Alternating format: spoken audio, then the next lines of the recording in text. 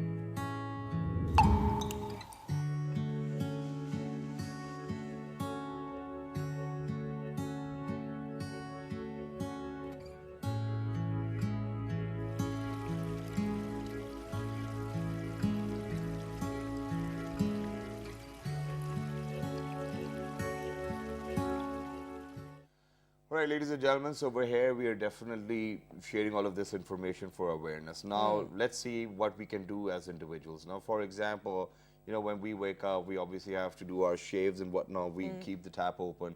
Other than that, I think women, while they're in the houses now, since it's from winter to summers, so all those mothers who are very, you know, keen of keeping the hygiene, you know, very proper, what they do is that they're washing their quilts and razaiya and, you know, blankets in the washing machines, and it takes gallons and gallons of water too as well. And even other than that, for all of those people, you know, who live in houses which are not built like recently, you can see that the drains just leakage, there's leakage in the drain or probably in the sinks and elsewhere, or the Muslim Every shower even. faucet. Yeah, we need to think about that. And even other than that, you know, for example, while we were on the dining table, so if we use one plate for keeping, you know, which is actually a bone plate, what we do is that we use like 2-3 different plates. For sweet, it's different. For rice, it's different. So I think we need to cater to all of these issues, and we're going to save water, because other than that, what we'll be using in the days to come is probably sanitizers, and putting sanitizers in our crockery just to clean them up, because I don't see any other solution. Well, I mean, there are multiple solutions out there, but the thing is prevention is better than cure, and this is what we're trying to share all this information with you, so that we don't get to that point where Cape Town is. And also, you know, with the terrain and with our lifestyles, it's just going to make our life even more difficult. So really, guys, do pay attention to this. We do not want to upload these videos in 2025 saying, oh, look, you know, we talked about this issue then.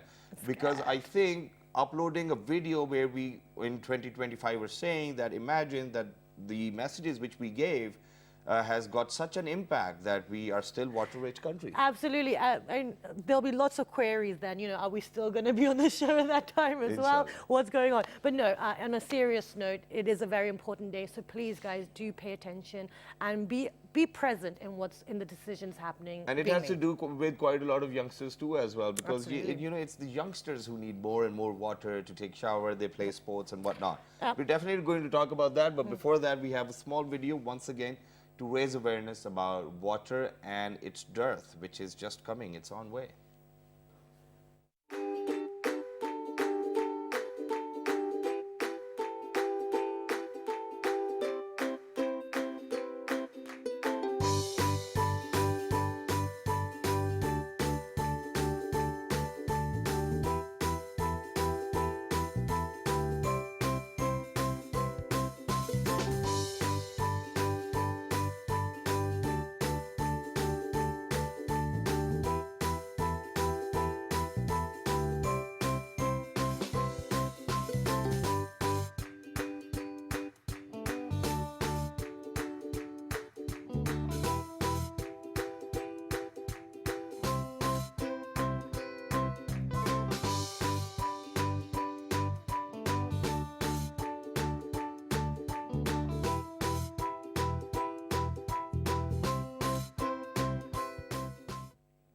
So those are some eco tips for you guys, and you know, let's go forward. But like Shahzad mentioned, the way forward as well is by educating the youth.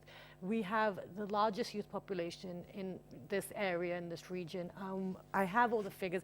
64% are under the age of 29, and it's about educating them and making sure that they have the resources and the opportunities to have a nice, comfortable life.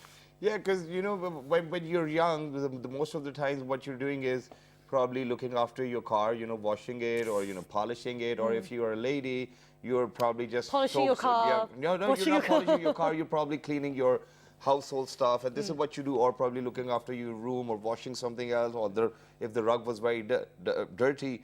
I think we need to come up with different ways to do all of these things, and we just need to sit back a little, not to be, you know, we call it OCD, obsessive compulsive disorder, where people just keep on washing, and they can be different ones too as well.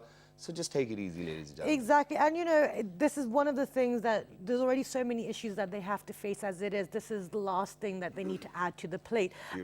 Thank you very much. But you know, this is another aspect that we're going to focus on. The youth, we've been focusing on them for the last 4.5 years because they are the present and the future.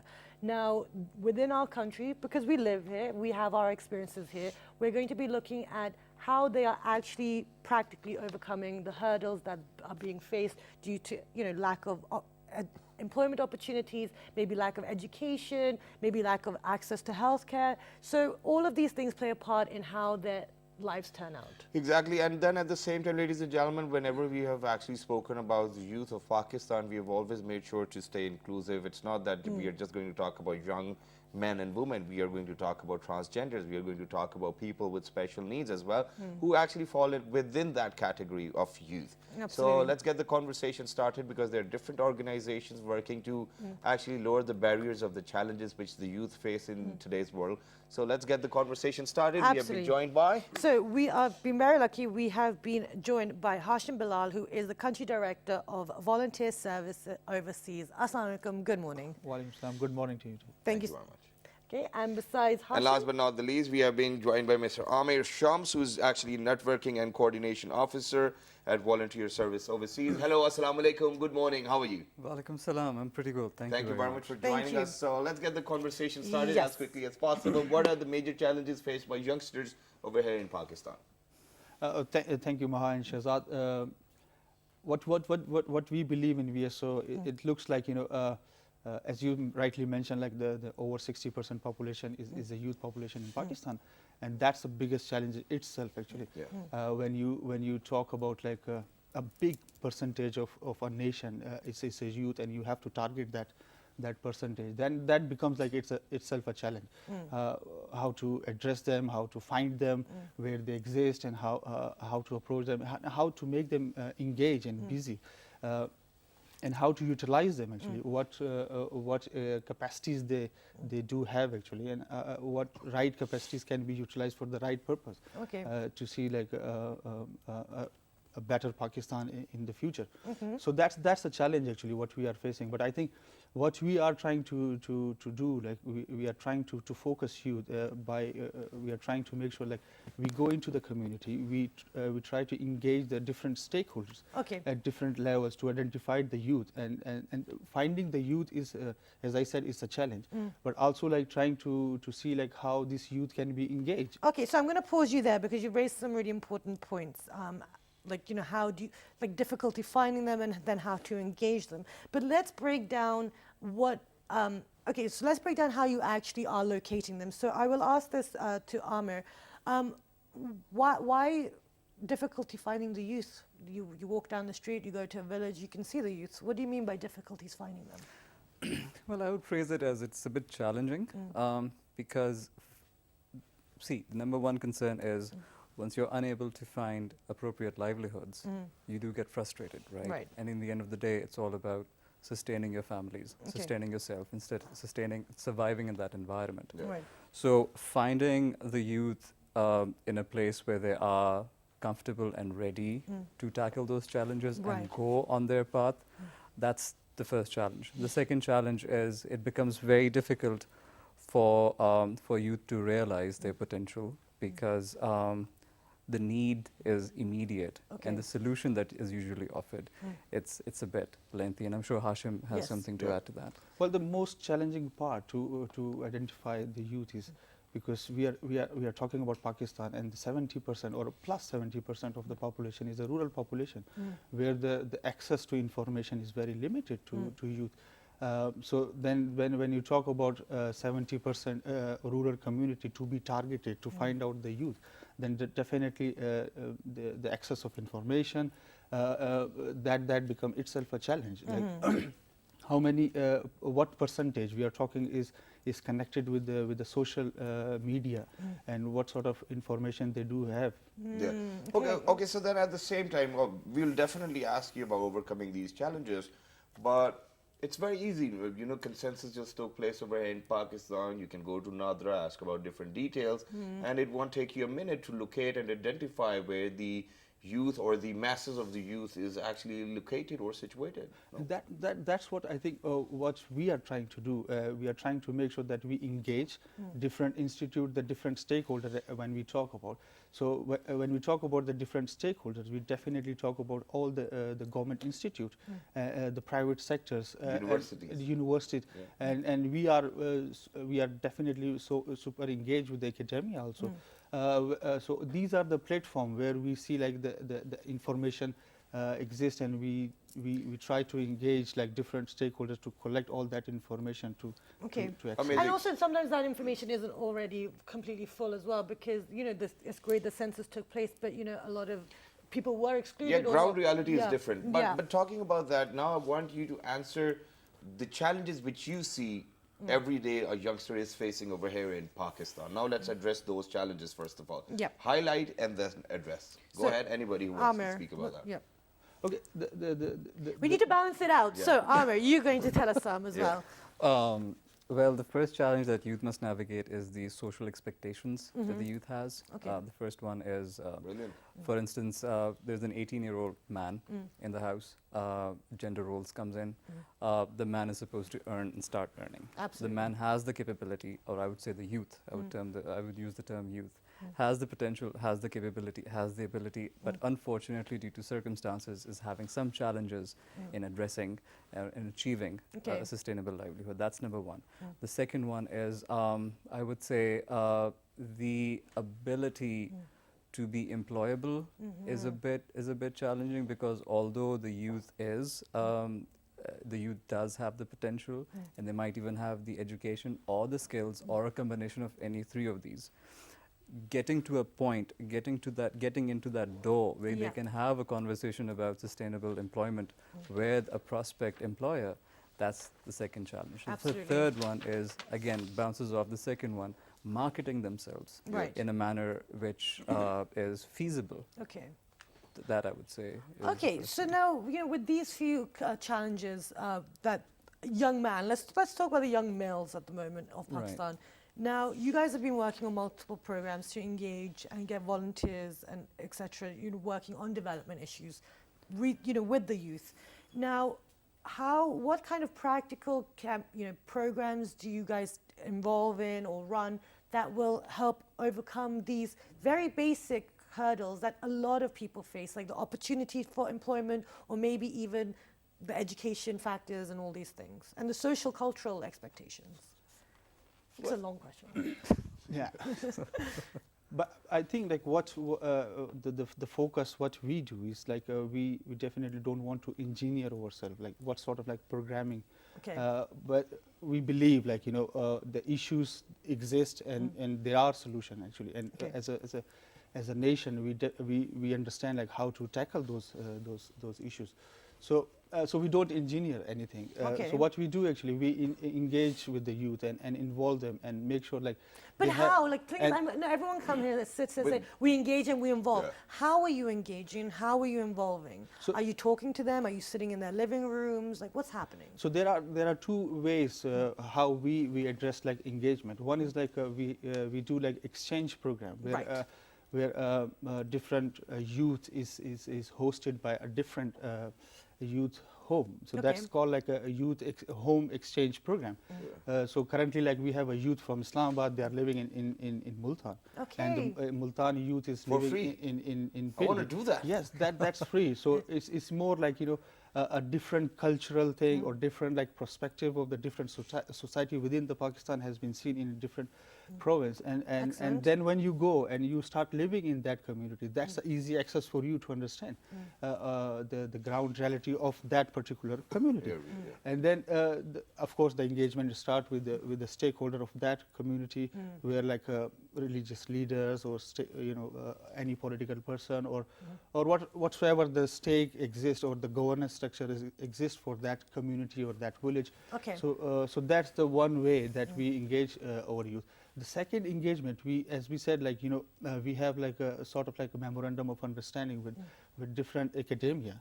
So that's the biggest pool we get for youth, and then we are also trying to make sure like when they qualified and they get like graduate degree, so from where they were actually, so the origin of those youth. So and then we go through with the youth counseling kind of thing and youth networks kind of thing.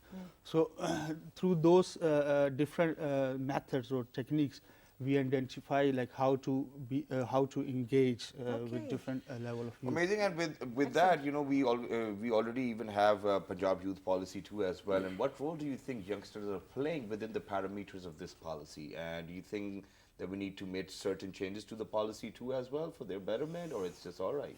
Well, right off the bat, there's something that I would greatly appreciate. Over the last 5-6 years, there's been a serious, sincere focus on the realization that youth is today and it is the future. And I do appreciate the initiatives that the Punjab government is taking with the policies and the internship programs and such kind of training institutes that they have in Like order. they're giving out laptops and whatnot. Absolutely, absolutely. It's absolutely remarkable. Just like any other thing, there's always room for improvements. Yeah. In the youth policy, it's very well crafted. However, there's certainly some places where it can be improved. And on that note, we also, what we do with the youth network, as Hashim mentioned, we just had a conference in Lahore in which we had representatives of the Punjab ministry come in, and they had a dialogue. They had an open dialogue and discussion about the policy. Right. Now what that did was it opened a doorway of conversations between individuals who are setting those policies in place Right. and individuals from communities who are receiving those Excellent. policies. So there's a direct line of communication between those who set it and those who receive it. Right. Yeah. So those who set it get to hear from the receiving end what the impact actually is on ground. Exactly, and this is how things work, that you have to sit down on the table and intervene as well.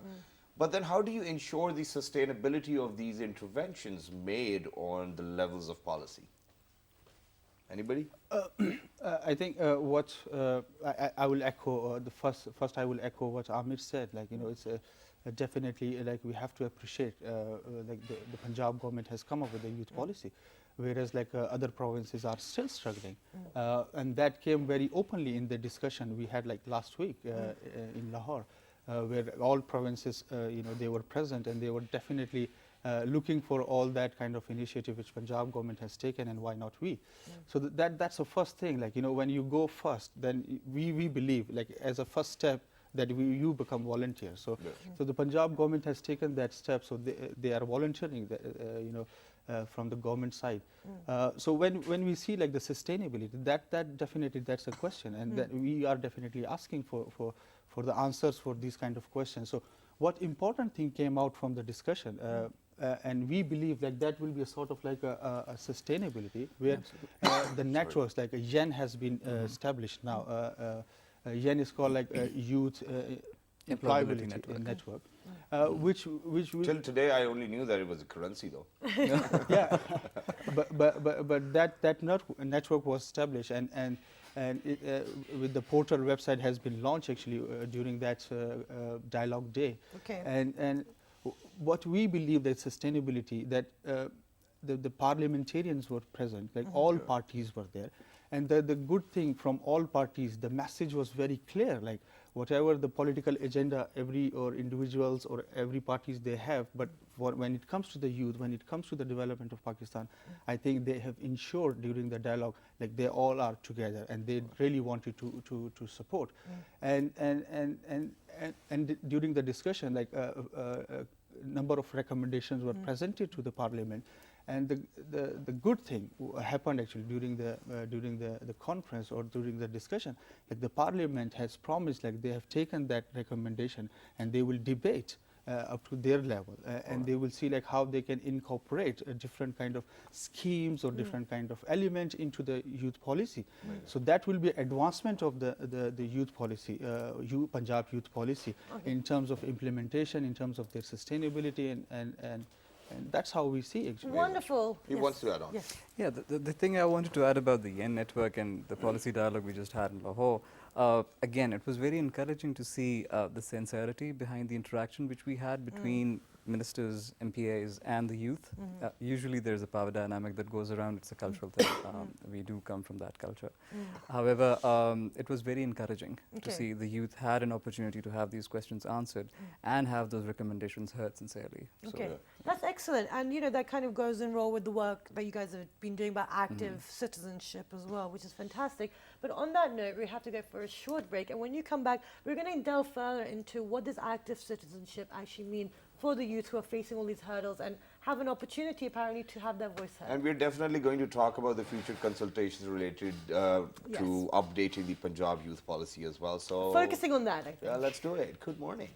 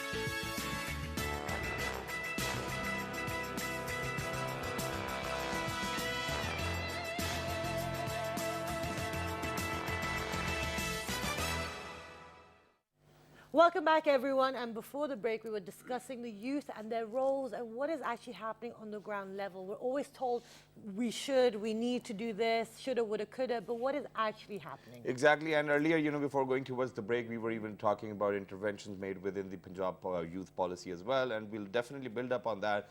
But we do have a good news. And the good news, yes, and the good news is that tomorrow on Pakistan Day, on 23rd of March, we'll be coming up with a very special transmission from 2 p.m. till 4 p.m. So World this morning will be World this afternoon, ladies and gentlemen. Please make sure that you do tune in. And throughout the day on PTV World, we've got some special transmissions, special programs, so it's a must to tune in. Exactly. We'll be trying to shed light on the whole occasion as well. Exactly. And now coming back to the point where I was talking about interventions, but now in future, whenever, we consult with all of those people or the stakeholders of the policymakers, are we talking about inclusive changes? Because are we going to invite people from rural areas, people who are not educated, and listen to what their challenges and problems are? Yes, exactly. I think that the focus of our all discussions are, all dialogues are like making sure it's very exclusive. So we believe on exclusion, like people should not be excluded, actually they should be included. So the rural community has been definitely targeted, and the majority, the big percentage is rural. And we also talk about like a transgender, like people with the disabilities. So all sex and people are invited to participate.